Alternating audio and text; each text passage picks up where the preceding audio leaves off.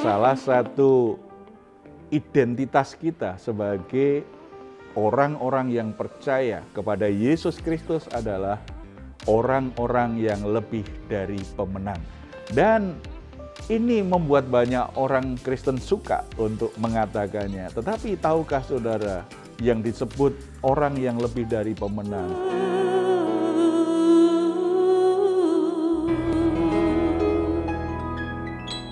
Shalom, God Lover yang dikasihi oleh Tuhan Yesus. Senang boleh kembali berjumpa dengan saudara semua dalam program Raise and God malam hari ini bersama Diaspora TV.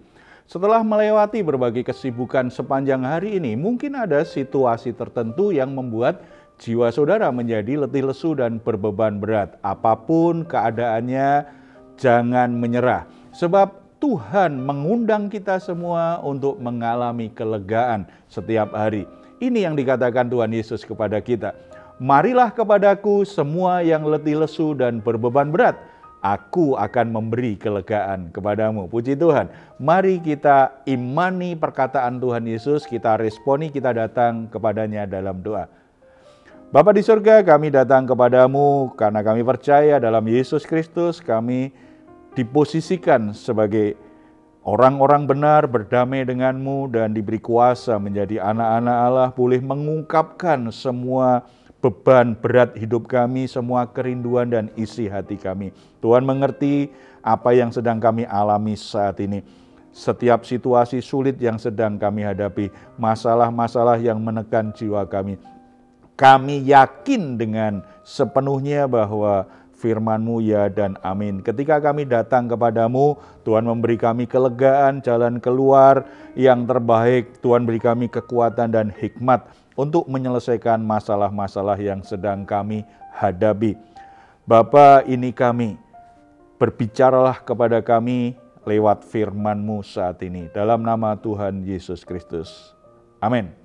Saudara-saudara yang dikasihi oleh Tuhan, salah satu identitas kita sebagai orang-orang yang percaya kepada Yesus Kristus adalah orang-orang yang lebih dari pemenang. Dan ini membuat banyak orang Kristen suka untuk mengatakannya. Tetapi tahukah saudara yang disebut orang yang lebih dari pemenang itu beda dengan pemenang. Kalau pemenang, orang akan berjuang sepenuh hati, sekuat tenaganya untuk meraih kemenangannya, meraih keberhasilannya. Tetapi orang yang lebih dari pemenang, kemenangan itu adalah anugerah, pemberian yang diberikan oleh seseorang yang sudah berjuang memenangkan sebuah pertandingan dan pialanya dan hadiahnya akhirnya dibagikan kepada kita.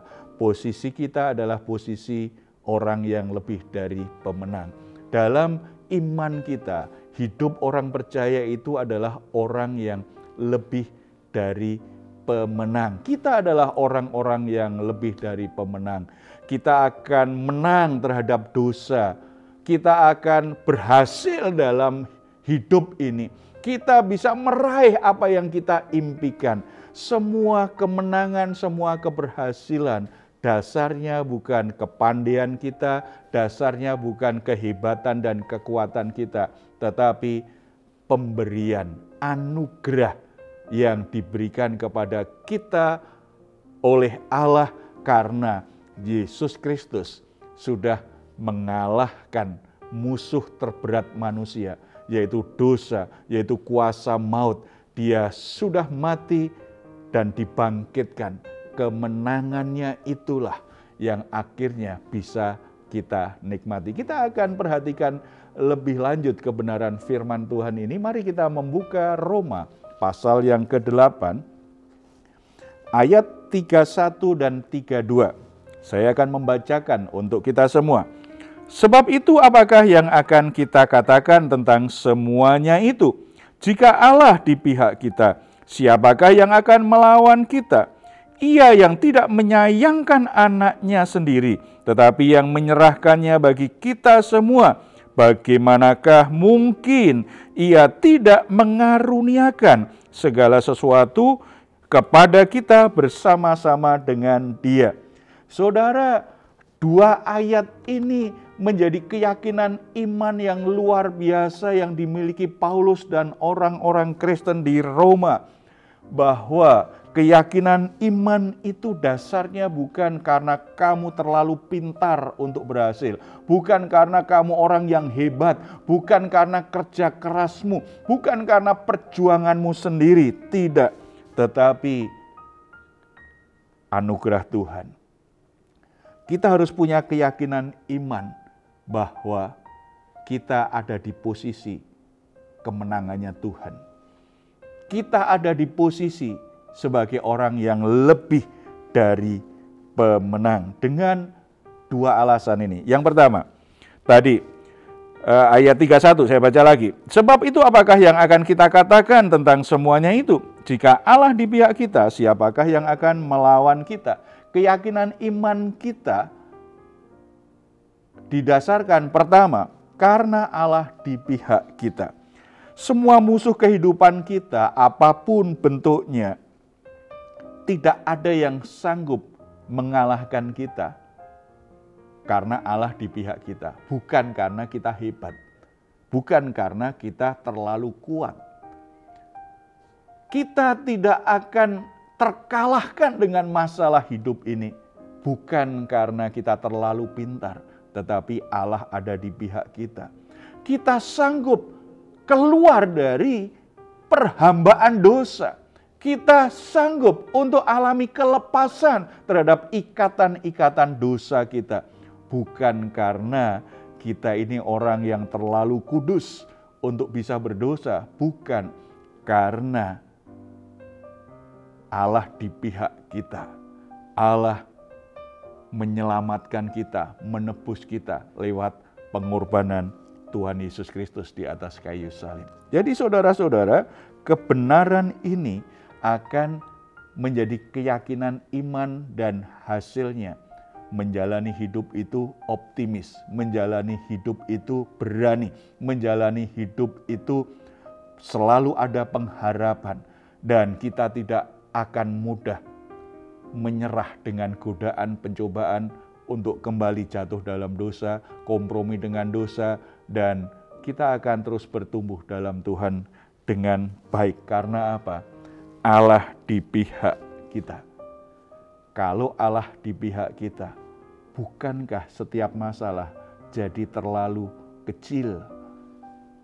Kalau Allah di pihak kita, bukankah masalah yang sangat berat jadi terasa ringan? Bukankah kalau Allah di pihak kita, dosa yang mengikat kita akhirnya bisa terlepas? Bukankah kalau Allah di pihak kita, iblis yang memperdaya kita akan bisa kita kalahkan? Karena Allah punya kuasa tidak terbatas.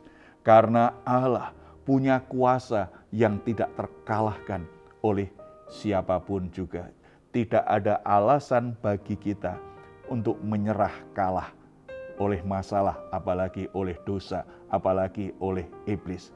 Kita menjadi seseorang yang punya keberanian menghadapi masalah apapun, godaan apapun. Kita menjadi tipe orang yang tidak mudah terkalahkan karena kita yakin, kita punya keyakinan iman yang teguh, Allah di pihakku. Dan yang kedua, karena Allah tidak menyayangkan anaknya, kasih Allah itu kasih yang sempurna. Kita baca kembali ayat 32. Ia yang tidak menyayangkan anaknya sendiri, tetapi yang menyerahkannya bagi kita semua, bagaimanakah mungkin ia tidak mengaruniakan segala sesuatu kepada kita bersama-sama dengan Dia? Saudara-saudara, ada banyak masalah mungkin bisa diselesaikan manusia dengan pengertian yang Tuhan berikan kepadanya, dengan pengalaman dan keahliannya. Tetapi yang jelas, tidak semua masalah bisa diselesaikan, apalagi soal dosa. Manusia tidak mungkin bisa menyelesaikan masalah dosanya sendiri.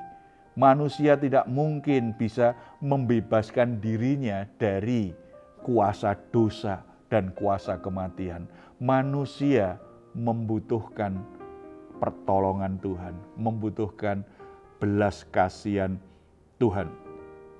Karena manusia tidak bisa menyelesaikan masalah dosanya, apalagi menebus dosanya sendiri.